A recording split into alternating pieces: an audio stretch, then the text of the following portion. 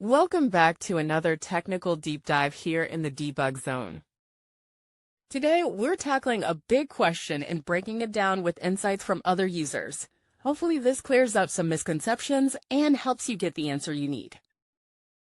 So buckle up, stay a little curious, and let's jump right in.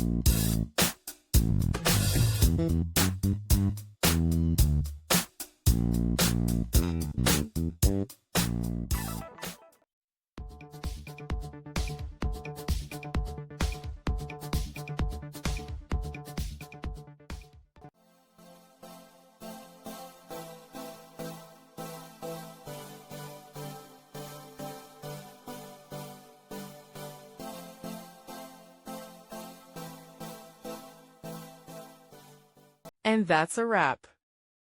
I hope you found the answer you were looking for. If you did, take a second to hit that subscribe button. It really helps out. And let me know in the comments which solution worked best for you. See you next time in the debug zone.